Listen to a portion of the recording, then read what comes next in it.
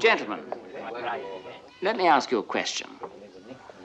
Now, my metaphor might seem a trifle impertinent, but I think it's very much to the point. Which do you prefer? Or should I say, which do you find more convenient? A wife or one of these mulatto girls? No, please don't misunderstand. I'm speaking strictly in terms of economics. What is the cost of the product?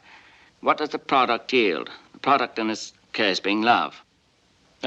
Purely physical love, since sentiments obviously play no part in economics. Quite. Now, a wife must be provided with a home, with food, with dresses, with medical attention, etc., etc. You're obliged to keep her a whole lifetime, even when she's grown old and perhaps a trifle unproductive. And then, of course, if you have the bad luck to survive her, you have to pay for the funeral. No, it's true, is it? Gentlemen, I know it seems amusing, but actually those are the facts, aren't they? Now, with a prostitute, on the other hand, it's quite a different matter, isn't it? You see, there's no need to lodge her or to feed her, certainly not to dress her or to bury her, thank God. She's yours only when you need her. You pay her only for that service, and you pay her by the hour. Which, gentlemen, is more important and more convenient? A slave or a paid worker?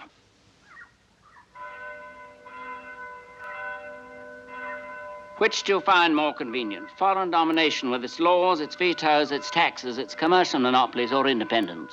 With your own government, your own laws, your own administration, and the freedom to trade with anyone you like. On terms that are dictated only by the prices on the international market. Not only for the freedom of trade, Mr. Walker. I believe that for many of us, there are idealistic motives which are even more important.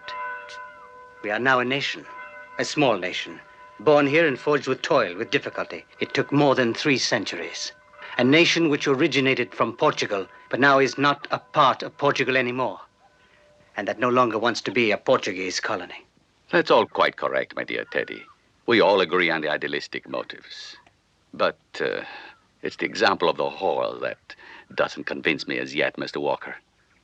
What will happen if once the Negro ceases to be a slave, and instead of wanting to be a worker, wants to be the boss? That's exactly what will happen if we go on arguing about it.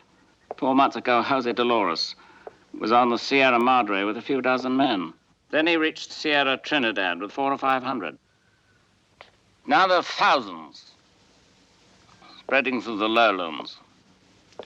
It is my view that if you don't take immediate action, if you don't weave yourselves into this revolt, you'll be swept away. And then your ex-slaves, instead of becoming your workers, will not become your bosses, Mr. Prado, but your executioners. Now, what are my interests in the matter, and who am I?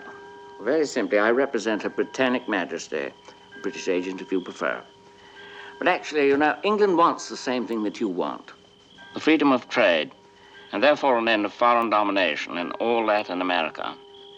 But what England does not want, however, and what I think you yourselves do not want, are these revolutions carried to their extreme consequences.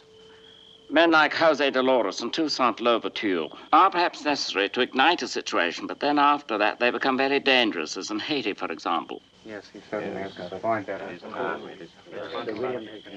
So, gentlemen, as you can see, I think our interests coincide, at least for the moment, and they also coincide with progress and civilization. And for those who believe in it, it's important. And you, do you believe in it, Mr. Walker? Yes, Mr. Prado, I do.